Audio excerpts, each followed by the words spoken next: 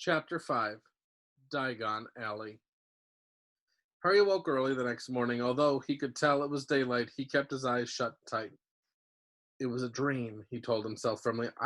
Dreamed a giant called Hagrid came to tell me I was going to a school for wizards. When I open my eyes, I'll be at home in my cupboard. There was suddenly a loud tapping noise, and there's Aunt Petunia knocking on the door, Harry thought, his heart sinking, but still he didn't open his eyes. It had been such a good dream. Tap, tap, tap. All right, Harry mumbled. I'm getting up. He sat up, and Hagrid's heavy coat fell off him. The hut was full of sunlight. The storm was over. Hagrid himself was asleep on the collapsed sofa, and there was an owl rapping his claw on the window, a newspaper held in its beak. Harry scrambled to his feet, so happy he felt as though a large balloon was swelling inside him. He went straight to the window and jerked it open. The owl swooped in and dropped the newspaper on top of Hagrid, who didn't wake up. The owl then fluttered on to the floor and began to attack Hagrid's coat. Don't do that! Harry tried to wave the owl out of the way, but it snapped its beak fiercely at him and carried on, savaging the coat. Hagrid, said Harry loudly, there's an owl! Pay him, Hagrid grunted into the sofa. What? He wants paying for delivering the paper. Look in the pockets. Hagrid's coat seemed made of nothing but pockets. Bunches of keys, slug pellets, balls of string, mint humbugs, tea bags. Finally, Harry pulled out a handful of strange-looking coins. Give him 5 knuts, said Hagrid sleepily. Knuts? The little bronze ones. Harry counted out 5 little bronze coins, and the owl held out its leg so he could put the money into a small leather pouch tied to it. Then it flew off through the open window. Hagrid yawned loudly, sat up, and stretched. Best be off, Harry. Lots to do today. Gotta get up to London and buy all your stuff for school. Harry was turning over the wizard coins and looking at them. He had just thought of something which made him feel as though the happy balloon inside him had got a puncture. Hagrid? Said Hagrid, who was pulling on his huge boots. I haven't got any money, and you heard Uncle Vernon last night. He won't pay for me to go and learn magic. Don't worry about that, said Hagrid, standing up and scratching his head. Do you think your parents didn't leave you anything? But if their house was destroyed, they didn't keep their gold in the house, boy. Nah, first up for us is Gringotts Wizard's Bank. Have a sausage, they're not bad cold, and I wouldn't say no to a bit of birthday cake neither. Wizards have banks? Just one, Gringotts, run by goblins. Harry dropped a bit of sausage he was holding. Goblins? Yeah, so you'd be mad to try and rob it. I tell you that. Never mess with goblins, Harry. Gringotts is the safest place in the world for anything you want to keep safe, except perhaps Hogwarts. As a matter of fact, I got to visit Gringotts anyway for Dumbledore. Hogwarts business. Hagrid drew himself up proudly. He usually gets me to do important stuff for him, fetching you, getting things from Gringotts. Knows he can trust me, see? Got everything? Come on, then. Harry followed Hagrid out onto the rock. The sky was quite clear now, and the sea gleamed in the sunlight. The boat Uncle Vernon had hired was still there, with a lot of water in the bottom after the storm. How did you get here? Harry asked, looking around for another boat. Flew? Said Hagrid. Flew? Yeah, but we'll have to go back in this. Not supposed to use magic now I've got you. They settled down in the boat, Harry still staring at Hagrid, trying to imagine him flying.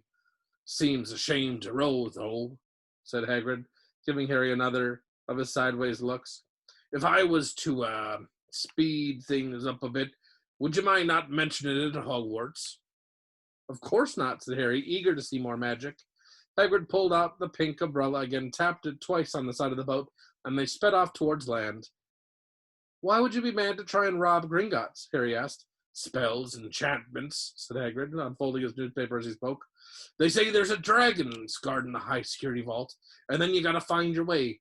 Gringotts is hundreds of miles under London, see? Deep under the underground. You'd die of hunger trying to get out, even if you did manage to get your hands on something. Harry sat and thought about this while Hagrid read his newspaper. The Daily Prophet, Harry had learned from Uncle Vernon that people liked to be left alone when they did this, but it was very difficult. He'd never had so many questions in his life.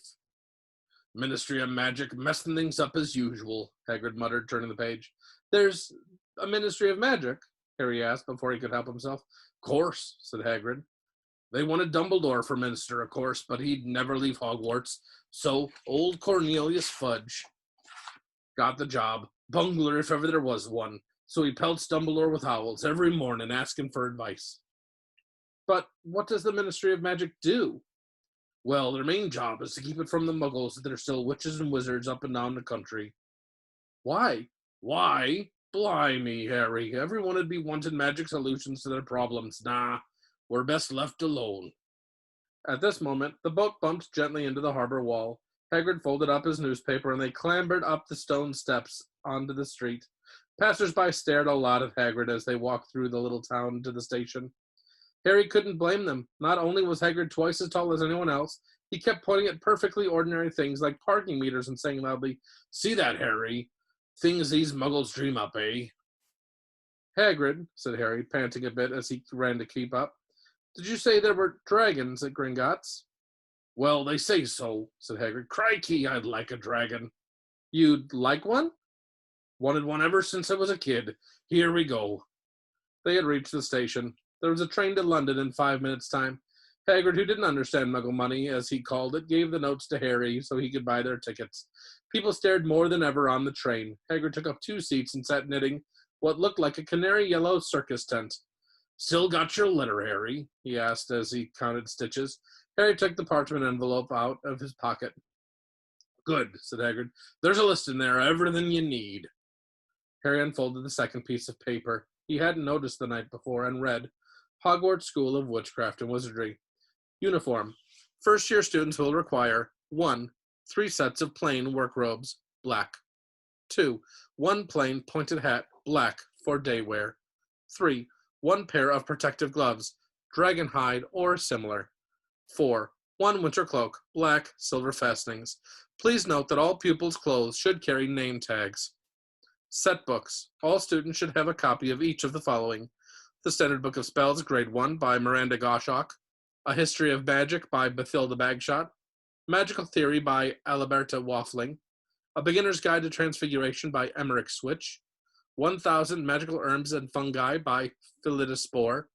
Magical Drafts and Potions, by Arsenius Jigger. Fantastic Beasts and Where to Find Them, by Newt Scamander. The Dark Forces, A Guide to Self-Protection, by Quentin Trimble. Other equipment: 1 wand, 1 cauldron, pewter, standard size 2, 1 set of crystal files, 1 telescope, 1 set brass scales. Students may also bring an owl or a cat or a toad. Parents are reminded that first years are not allowed their own broomsticks. "Can we buy all this in London?" Harry wondered aloud. "If you know where to go," said Hagrid.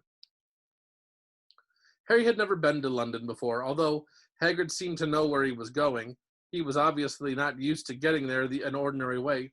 He got stuck in the ticket barrier on the Underground and complained loudly that the seats were too small and the trains too slow. "I don't know how the muggles manage without magic," he said, as they climbed the broken-down escalator which led up to the bustling road lined with shops. Hagrid was so huge that he parted the crowd easily. All Harry had to do was keep close behind him. They passed bookshops and music stores, hamburger bars and cinemas, but nowhere that looked as if it could sell you a magic wand. This was just an ordinary street full of ordinary people. Could there really be piles of wizard gold buried miles beneath them? Were there really shops that sold spell books and broomsticks? Might this not be some huge joke that the Dursleys had cooked up? If Harry hadn't known that the Dursleys had no sense of humor, he might have thought so. Yet somehow, even though everything Hagrid had told him so far was unbelievable, Harry couldn't help trusting him. "This is it," said Hagrid, coming to a halt. "The Leaky Cauldron. It's a famous place." It was a tiny, grubby-looking pub. If Hagrid hadn't pointed it out, Harry wouldn't have noticed it was there. The people hurrying by didn't glance at it. Their eyes slid from the big bookshop on one side to the record shop on the other, as if they couldn't see the Leaky Cauldron at all. In fact, Harry had the most peculiar feeling that only he and Hagrid could see it. Before he could mention this, Hagrid had steered him inside. For a famous place, it was very dark and shabby. A few old women were sitting in a corner drinking tiny glasses of sherry. One of them was smoking a long pipe. A little man in a top hat was talking to an old barman who was quite bald and looked like a gummy walnut. The low buzz of chatter stopped when they walked in. Everyone seemed to know Hagrid. They waved and smiled at him. The barman reached for a glass, saying, "The usual, Hagrid." "Can't, Tom. I'm on Hogwarts business," said Hagrid. clapping his great hand on Harry's shoulder and making Harry's knees buckle. "Good Lord," said the barman, peering at Harry. "Is it? Can this be?" The Leaky Cauldron had suddenly gone completely still and silent. "Bless my soul," whispered the old barman. "Harry Potter, what an honor." He hurried out from behind the bar, rushed towards Harry and seized his hand, tears in his eyes. "Welcome back, Mr. Potter, welcome back." Harry didn't know what to say. Everyone was looking at him. The old woman with the pipe was puffing on it without realizing it had gone out. Hagrid was beaming. Then there was a great scraping of chairs, and next moment, Harry found himself shaking hands with everyone in the Leaky Cauldron. "Doris Crockford, Mr. Potter, I can't believe I'm meeting you at last." "So proud, Mr. Potter, I'm just so proud." "Always wanted to shake your hand, I'm all of a flutter." "Delighted, Mr. Potter. Just can't tell you. Diggle's the name. Daedalus Diggle." "I've seen you before," said Harry, as Daedalus Diggle's top hat fell off on his excitement. "You bowed to me once in the shop." "He remembers," cried Daedalus Diggle, looking around at everyone. "Did you hear that? He remembers me." Harry shook hands again and again. Doris Crockford kept coming back for more. A pale young man made his way forward, very nervously. One of his eyes was twitching. "Professor Quirrell," said Hagrid. "Harry, Professor Quirrell will be one of your teachers at Hogwarts." "Potter," stammered Professor Quirrell, grasping Harry's hand. "Can't tell you how pleased I am to meet you." "What sort of magic do you teach, Professor Quirrell?" Defense against the dark arts," muttered Professor Quirrell, as though he'd rather not think about it. Not that you need it, eh, Potter?" He laughed nervously. "You'll be getting all your equipment, I suppose. I've got to pick up a new book on vampires myself." He looked terrified at the very thought. But the others wouldn't let Professor Quirrell keep Harry to himself. It took almost 10 minutes to get away from them all. At last Hagrid managed to make himself heard over all the babble. "Must get on, lots to buy. Come on, Harry." Doris Crockford shook Harry's hand one last time, and Hagrid led them through the bar and out into a small walled courtyard, where there was nothing but a dustbin and a few weeds. Hagrid grinned at Harry. "Told you, didn't I? Told you was famous. Even Professor Quirrell was trembling to meet you, mind you. He's always trembling." "Is he always that nervous?" "Oh, yeah, poor bloke. Brilliant mind. He was fine while he was studying out of books, but then he took a year off to get some first-hand experience. They say he met vampires in the Black Forest, and there was a nasty bit of trouble with a hag. Never been the same since. Scared of the students, scared of his own subject now. Where's me umbrella?" Vampires, hags. Harry's head was swimming. Hagrid, meanwhile, was counting bricks in the wall above the dustbin. "3 up, 2 across," he muttered. "Right, stand back, Harry." He tapped the wall 3 times with the point of his umbrella. The brick he had touched quivered. It wriggled. In the middle, a small hole appeared. It grew wider and wider. A second later, he was facing an archway large enough even for Hagrid, an archway on to a cobbled street which twisted and turned out of sight. "Welcome," said Hagrid, "to Diagon Alley." He grinned at Harry's amazement. They stepped through this archway. Harry looked quickly over his shoulder and saw the archway shrink instantly back into solid wall. The sun shone brightly on a stack of cauldrons outside the nearest shop. Cauldrons, all sizes, copper, brass, pewter, silver, self-stirring, collapsible, said a sign hanging over them. "Yeah, you'll be needing one," said Hagrid, "but we gotta get your money first." Harry wished he had about 8 more eyes. He turned his head in every direction as they walked up the street, trying to look at everything at once. The shops, the things outside them, the people doing their shopping. A plump woman outside an apothecary was shaking her head as they passed, saying, "Dragon liver, 16 sickles an ounce. They're mad." A low, soft hooting came from a dark shop with a sign saying, "Ilops Owl Emporium, tawny, screech, barn, brown, and snowy." Several boys of about Harry's age had their noses pressed against a window with broomsticks in it. "Look," Harry heard one of them say, "the new Nimbus 2000, fastest ever." There were shops selling robes, shops selling telescopes and strange silver instruments Harry had never seen before, windows stacked with barrels of bat spleens and eel's eyes, tottering piles of spell books, quills, and rolls of parchment, potion bottles, globes of the boon. "Gringotts," said Hagrid. They had reached a snowy white building which towered over the other little shops. Standing beside its burnished bronze doors, wearing a uniform of scarlet and gold, was, "Yeah, that's a goblin," said Hagrid quietly, as they walked up the white stone steps towards him. The goblin was about a head shorter than Harry. He had a swarthy, clever face, a pointed beard, and Harry noticed very long fingers and feet. He bowed as they walked inside.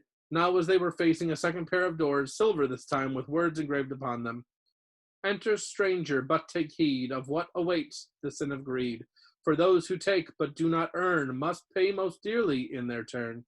So if you seek beneath our floors a treasure that was never yours, thief, you have been warned, beware of finding more than treasure there." "Like I said, you'd have to be mad to rob 'em," said Hagrid. A pair of goblins bowed them through the silver doors, and they were in a vast marble hall. About 100 more goblins were sitting in high stools behind a long counter, scribbling in large ledgers, weighing coins on brass scales, examining precious stones through eyeglasses. There were too many doors to count leading off the hall, and yet more goblins were showing people in and out of these. Hagrid and Harry made for the counter. "Mornin'," said Hagrid to a free goblin. "We've come to take some money out of Mr. Potter's safe." "You have his key, sir?" "Got it here somewhere," said Hagrid, and they started emptying the pockets on the counter, scattering a handful of moldy dog biscuits over the goblin's book of numbers. The goblin wrinkled his nose. Harry watched the goblin on their right, weighing a pile of rubies as big as glowing coals. "Got it," said Hagrid at last, holding up a tiny golden key. The goblin looked at it closely. "That appears to be an order." "Ah, I've got a letter here from Professor Dumbledore," said Hagrid importantly, throwing out his chest. "It's about you-know-what in Vault 713. The goblin read the letter carefully. "Very well," he said, handing it back down to Hagrid.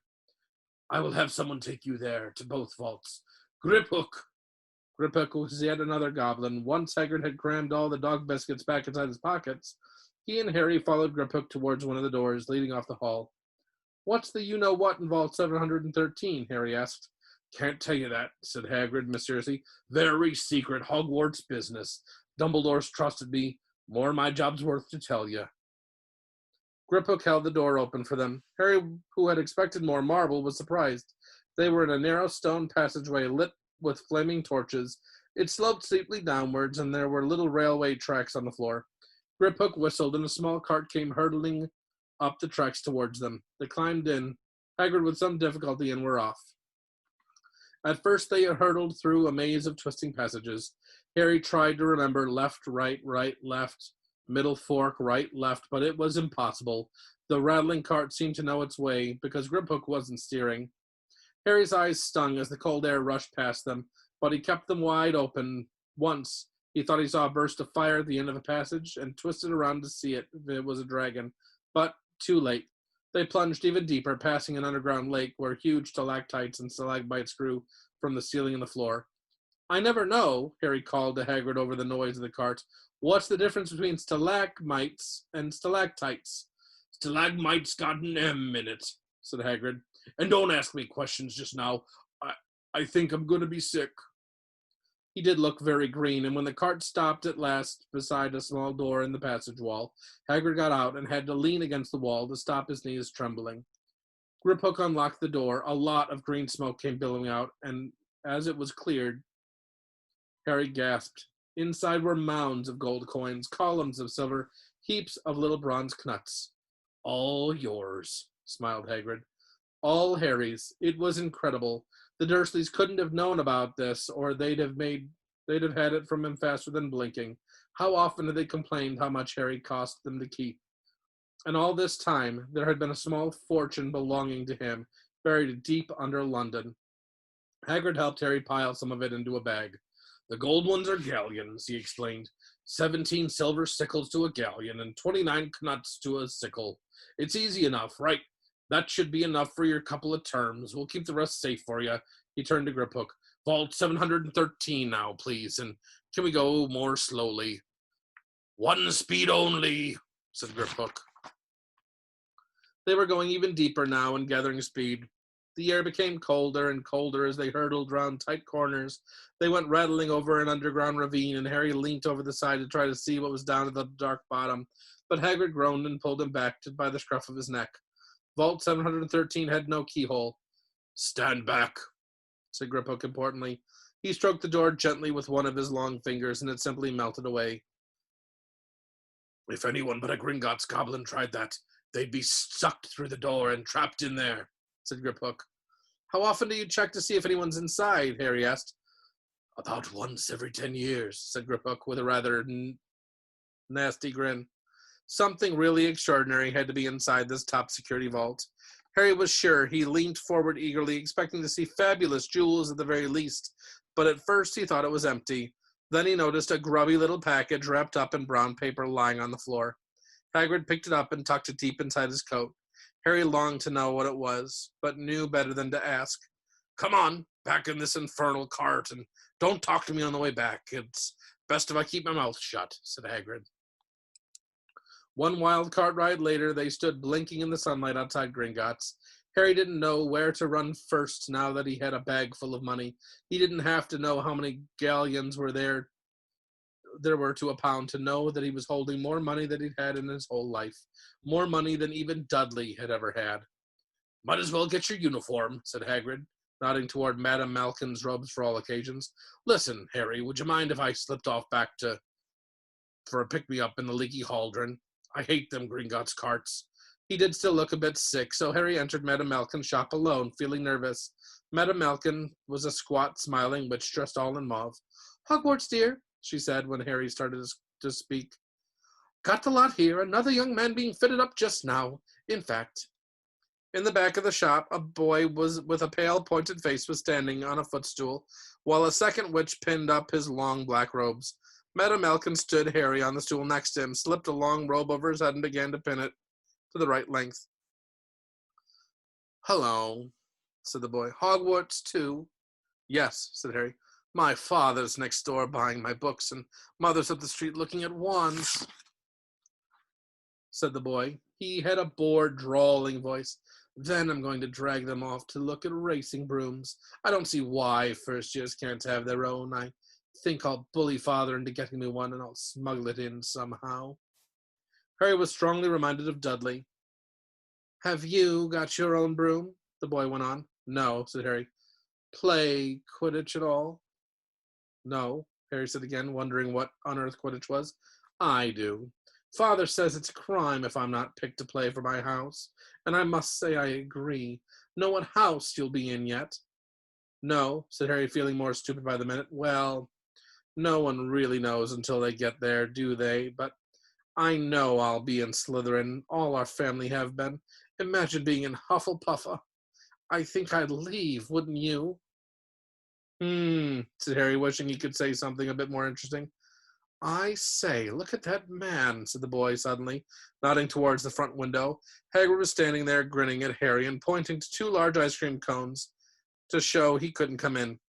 "That's Hagrid," said Harry, pleased to know something the boy didn't. "He works at Hogwarts." "Oh," said the boy, "I've heard of him. He's a sort of servant, isn't he?" "He's the gamekeeper," said Harry. He was liking the boy less and less every second. "Yes, exactly. I heard he's a sort of savage, lives in a hut in the school grounds, and every now and then gets drunk, tries to do magic, and ends up setting fire to his bed." "I think he's brilliant," said Harry coldly. "Do you?" said the boy with a slight sneer. "Why, is he with you? Where are your parents?" "They're dead," said Harry shortly. He didn't feel much like going into the matter with this boy. "Oh, sorry," said the other, not sounding sorry at all. "But they weren't our kind, weren't they?" "They were a witch and a wizard, if that's what you mean." "I really don't think they should let the other sort in, do you? They're just not the same. They've never been brought up to know our ways. Some of them have never even heard of Hogwarts until they get the letter. Imagine! I think they should keep it in the old wizarding families. What's your surname, by the way?" But before Harry could answer, Madame Malkin said, "That's you done, my dear." And Harry, not sorry for an excuse to stop talking to the boy, hops down from the footstool. "Well, I'll see you at Hogwarts, I suppose," said the drawling boy. Harry was rather quiet as he ate the ice cream Hagrid had bought him, chocolate and raspberry with chopped nuts. "What's up?" said Hagrid. "Nothing," Harry lied. They stopped to buy parchment and quills. Harry cheered up a bit when he found a bottle of ink that changed color as he wrote. When they had left the shop, he said, "Hagrid, what's Quidditch?" "Blimey, Harry, I keep forgetting how little you know, not knowing about Quidditch." "Don't make me feel worse," said Harry. He told Hagrid about the Pale Boy and Madame Malkins. "And he said people from Muggle families shouldn't even be allowed in."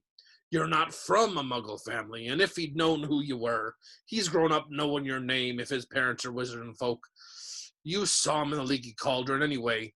What does he know about it? Some of the best I ever saw were the only ones with magic in a long line of Muggles. Look at your mum. Look at what she had for a sister." "So, what is Quidditch?" "It's our sport, wizard sport. It's like football in the Muggle world. Everyone follows Quidditch, played up in the air on broomsticks, and there's 4 balls. Sort of hard to explain the rules." "And what are Slytherin and Hufflepuff?" "Schoolhouses. There's 4. Everyone says Hufflepuff are a lot of duffers, but I bet I'm in Hufflepuff," said Harry gloomily. "Better Hufflepuff than Slytherin," said Hagrid darkly. "There's not a single witch or wizard who went bad who wasn't in Slytherin. You know who was one." You know who was at Hogwarts years and years ago," said Hagrid. They bought Harry's school books in a shop called Flourish and Blots, where the shelves were stacked to the ceiling with books as large as paving stones, bound in leather, books the size of a postage stamps in covers of silk, books full of peculiar symbols, and a few books with nothing in them at all. Even Dudley, who never read anything, would have been wild to get his hands on some of these. Hagrid almost had to drag Harry away from curses and counter-curses, bewitch your friends and befuddle your enemies, with the latest revenges, hair loss, jelly legs, tongue tying, and much, much more, by Professor Vindictus Viridian. "I was trying to find out how to curse Dudley. I'm not saying that's not a good idea, but you're not to use magic in the Muggle world, except in very special circumstances," said Hagrid. "And anyway, you couldn't work any of them curses yet. You'll need a lot more study before you get to that level." Hagrid wouldn't let Harry buy a solid gold cauldron either. "It says pewter on your list." But they got a nice set of scales for weighing potion ingredients and a collapsible brass telescope. Then they visited the apothecary's, which was fascinating enough to make up for its horrible smell, a mixture of bad eggs and rotted cabbages. Barrels of slimy stuff stood on the floor, jars of herbs, dried roots, and bright powders lined the walls. Bundles of feathers, strings of fangs, and snarled claws hung from the ceiling. While Hagrid asked the man behind the counter for a supply of some basic potion ingredients for Harry, Harry himself examined silver unicorn horns at 21 galleons each, and minuscule glittery black beetle eyes, 5 knuts a scoop. Outside the apothecary's, Hagrid checked Harry's list again. "Just your wand left. Oh, yeah. And I still haven't gotten you a birthday present." Harry felt himself go red. "You don't have to." "I know I don't have to. Tell you what, I'll get your animal. Not a toad. Toads went out of fashion years ago. You'd be laughed at. And I don't like cats. They make me sneeze. I'll get your owl. All the kids want owls. They're dead useful. Carry your post and everything." 20 minutes later, they left Iolop's Owl Emporium, which had been dark and full of rustling and flickering, jewel-bright eyes. Harry now carried a large cage which held a beautiful snowy owl, fast asleep with her head under her wing. He couldn't stop stammering his thanks, sounding just like Professor Quirrell. "Don't mention it," said Hagrid gruffly. "Don't expect you've had a lot of presents from the Dursleys. Just Ollivanders left now, only place for wands. Ollivanders, and you gotta have the best wand." A magic wand. This was what Harry had been really looking forward to. The last shop was narrow and shabby. Peeling gold letters over the door read, "Ollivanders, makers of fine wands since 382 BC. A single wand lay on a faded purple cushion in the dusty window. A tinkling bell rang somewhere in the depths of the shop as they stepped inside. It was a tiny place, empty except for a single spindly chair which Hagrid sat on to wait. Harry felt strangely as though he had entered a very strict library. He swallowed a lot of new questions which had just occurred to him and looked inside at the thousands of narrow boxes piled neatly right up to the ceiling. For some reason, the back of his neck prickled. The very dust and silence in here seemed to tingle with some secret magic. "Good afternoon," said a soft voice. Harry jumped. Hagrid must have jumped too, because there was a loud crunching noise, and he got quickly off the spindly chair. An old man was standing before them, his wide eyes pale, shining like moons through the gloom of the shop. Hello, said Harry awkwardly. Ah, yes, said the man. Yes, yes, I thought I'd be seeing you soon. Harry Potter. It wasn't a question. You have your mother's eyes, it seems. Only yesterday she was in here herself buying her first wand. 10 1/4 inches long, swishy, made of willow. Nice wand for charm work. Mr. Ollivander moved closer to Harry. Harry wished he would blink. Those silvery eyes were a bit creepy. Your father, on the other hand, favored a mahogany wand 11 inches, pliable, a little more power, and excellent for transfiguration. Well, I say your father favored it. It's really the wand that chooses the wizard, of course. Mr. Ollivander had come so close that he and Harry were almost nose to nose. Harry could see himself reflected in those misty eyes. And that's where... Mr. Ollivander touched the lightning scar on Harry's forehead with a long white finger. I'm sorry to say I sold the wand that did it, he said softly. 13 1/2 inches, you. Powerful wand, very powerful, and in the wrong hands. Well, if I'd known what the wand was going out into the world to do. He shook his head, and then, to Harry's relief, spotted Hagrid. Rubeus, Rubeus, Hagrid, how nice to see you again. Oak, 16 inches, rather bendy, wasn't it? It was, yes, sir, said Hagrid. Good wand, that one, but I suppose they snapped it in half when you got expelled, said Mr. Ollivander, suddenly stern. Yes, they did, yes, said Hagrid, shuffling his feet. I've still got the pieces, though, he added brightly. But you don't use them, said Mr. Ollivander sharply. Oh, no, no, sir, said Hagrid quickly. Harry noticed he gripped his pink umbrella very tightly as he spoke. Said Mr. Ollivander, giving Hagrid a piercing look. Well, now, Mr. Potter, let me see. He pulled a long tape measure with silver markings out of his pocket. Which is your wand arm? Well, I'm right-handed, said Harry. Hold out your arm. That's it. He measured Harry from the shoulder to finger, then wrist to elbow, shoulder to floor, knee to armpit, and round his head. As he measured, he said, Every Ollivander wand has a core of a powerful magical substance, Mr. Potter. We use unicorn hairs, phoenix tail feathers, and the heartstring of dragons. No two Ollivander wands are the same, just as no two unicorns, dragons, or phoenixes are quite the same. And of course, you will never get such good results with another wizard's wand. Harry suddenly realized that the tape measure, which was measuring between his nostrils, was doing this on its own. Mr. Ollivander was flitting around the shelves, taking down boxes. That will do, he said, and the tape measure crumpled into a heap on the floor. Right then, Mr. Potter, try this one. Beechwood and dragon heartstring, 9 inches, nice and flexible. Just take it and give it a wave. Harry took the wand and, feeling foolish, waved it around a bit, but Mr. Ollivander snatched it out of his hand almost at once. Maple and phoenix feather, 7 inches, quite whippy. Try. Harry tried, but he had hardly raised the wand when it, too, was snatched back by Mr. Ollivander. No, no, here's ebony and unicorn hair, 8 1/2 inches, springy. Go on, try it out. Harry tried and tried. He had no idea what Mr. Ollivander was waiting for.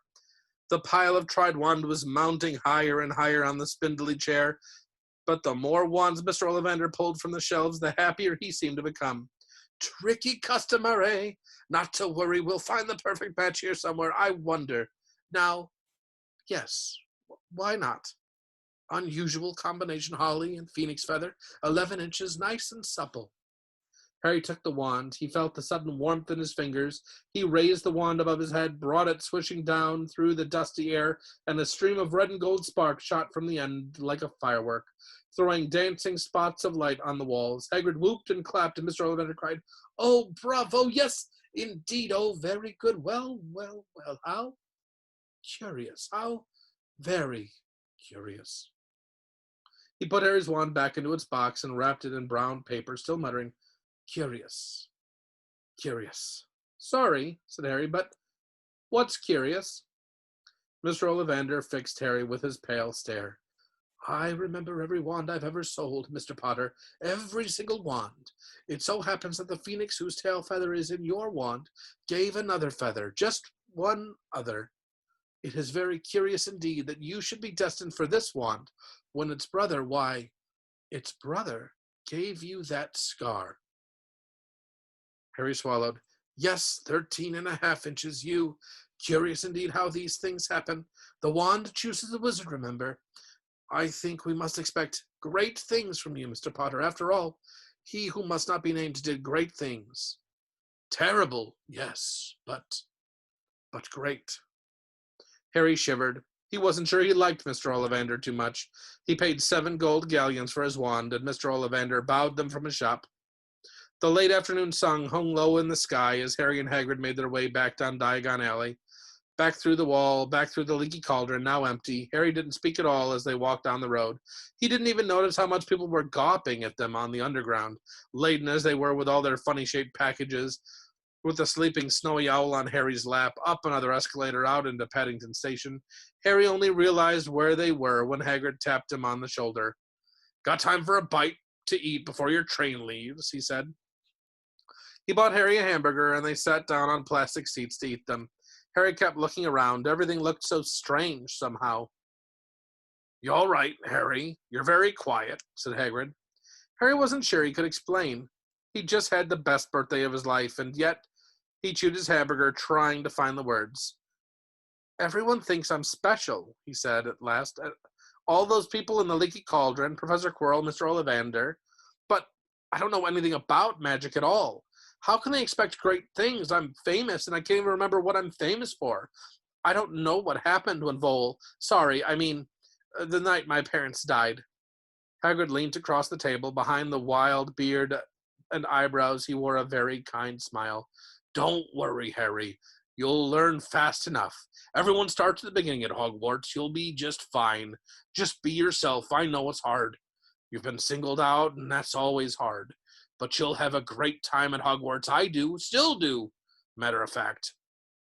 Hagrid helped Harry onto the train that would take him back to the Dursleys, then handed him an envelope.